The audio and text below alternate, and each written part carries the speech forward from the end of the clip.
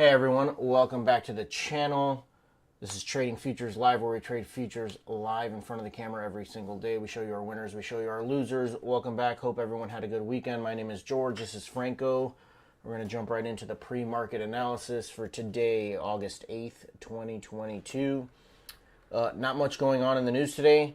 As far as the U.S. markets, even the Euro markets got nothing. Some Centix investor confidence number that came out a while ago.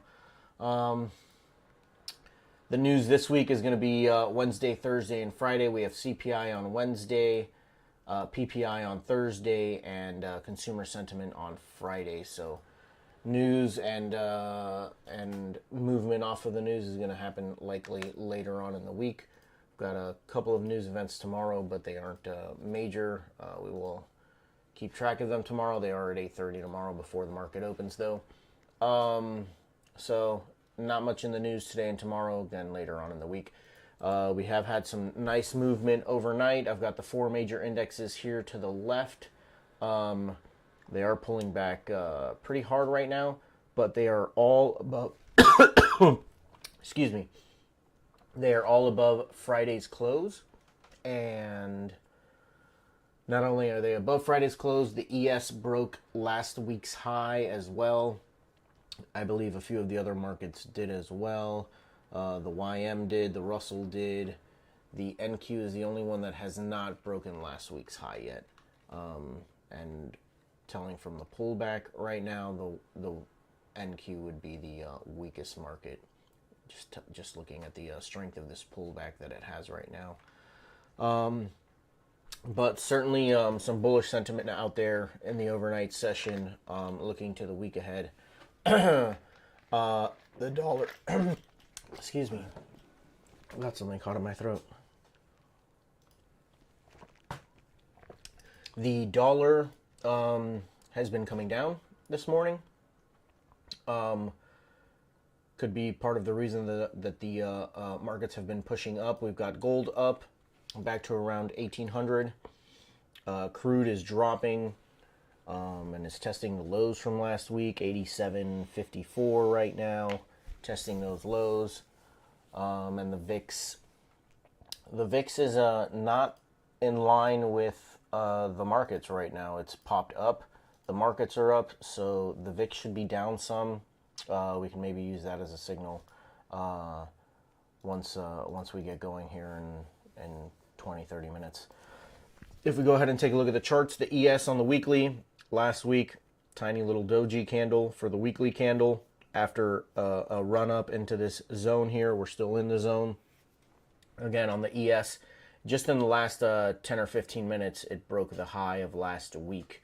But broke it and has pulled back considerably since.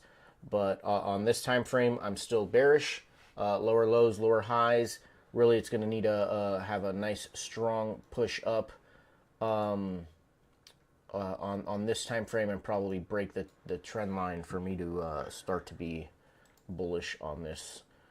If we go ahead and take a look at the daily, we've had a decently sized candle for the overnight thus far.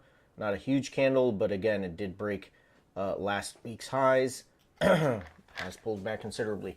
On this time frame, I am neutral to neutral bullish. We have been making higher lows and higher highs on this time frame. So I'm neutral bullish. Neutral because on my higher time frame I am bearish. Did I say bearish when I was talking about the higher time frame? I feel like yeah, I said okay. Bearish.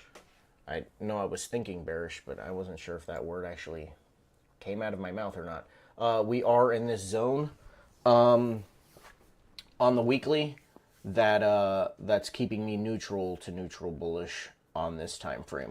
If we do get a strong push out of here, though, I would certainly like to be long. And if we go ahead and take a look at the 60-minute, have a few zones marked out here. This zone here was last week's high that, again, it did break out of in the last hour, but that is quite the rejection off of that false breakout so far. But if we come back and test one of these zones and start to show some rejections off, I think I'm going to want to be long. But right, I have some zones marked out here. Some additional supply zones up here are from as far back as May 30th.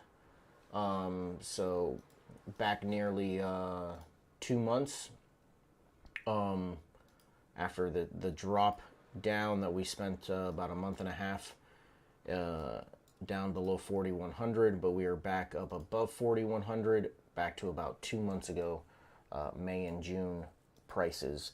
And so I have some zones here and up here from as far back as May 30th.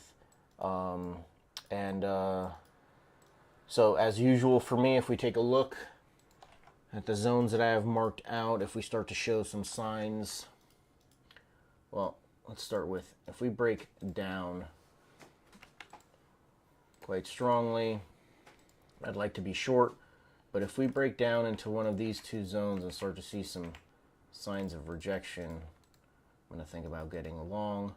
If we get another breakout here, I'd also like to be long. And again, if we get another false breakout though, start to show some signs of weakness, I'd like to be short. That's essentially what I'm going to be looking at. Likely in these lower levels, because we're going to be, well, we still have about 20 minutes till we open, but in testing these highs, if it makes it down to these lows, I'm going to be looking more to get long than anything, especially if it comes down and tests the overnight low and or even Friday's lows down here. That'll be quite the run down. I would likely be trying to get long instead of short. It would have to be a solid breakout to the downside for me to get short. So anyway, those are the scenarios that I'm going to be looking at as we get closer to the market open. Let's see what Franco's taking a look at. How are you guys? Let's start with the dollar. This is the daily chart on the dollar. It looks pretty bullish to me, and is in a area that is in a confluence area with these two pivots, and then the extreme move to the upside. Now this is a higher time frame supply, so I'll be cautious to see what the dollar would do the next upcoming days, especially with CPI coming out on Wednesday. Now here's the interesting part.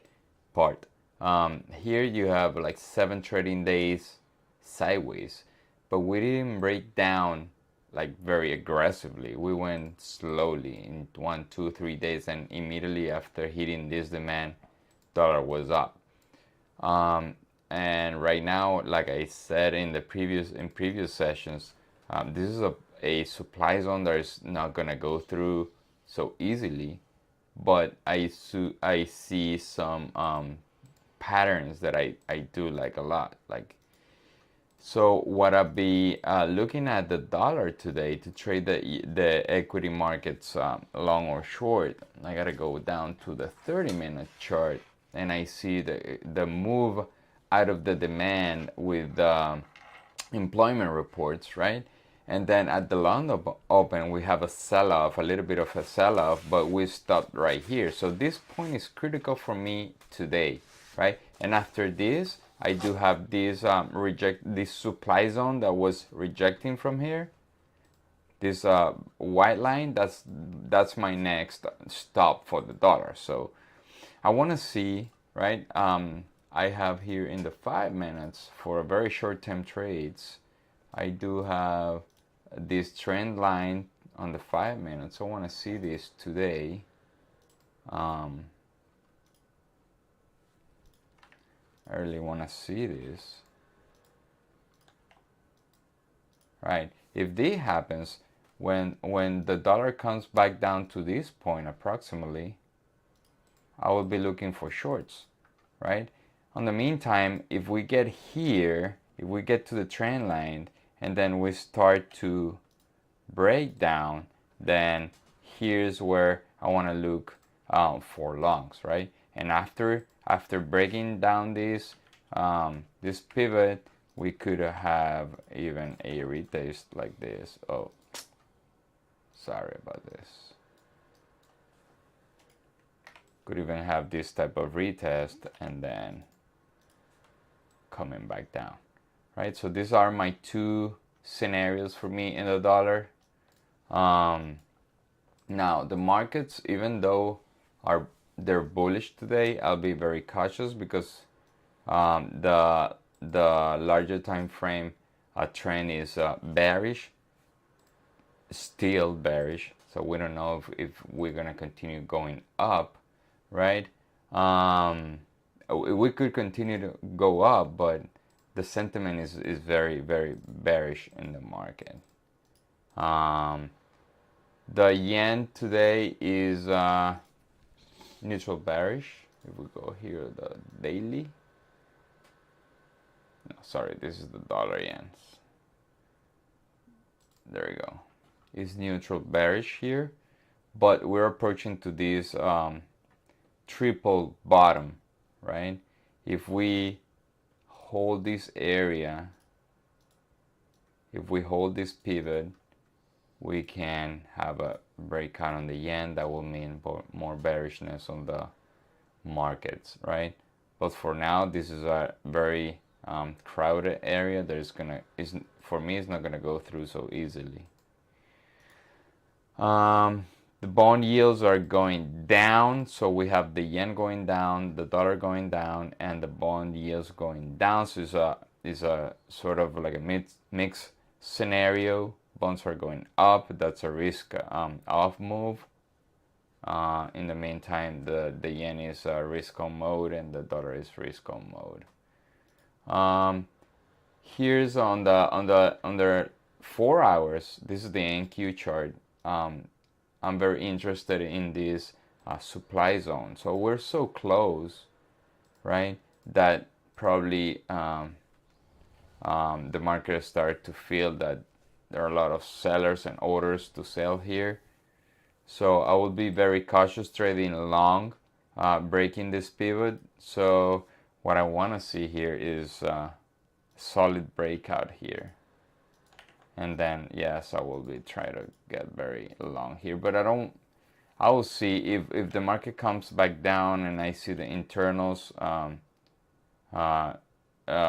giving me some bullishness, then I will play this move.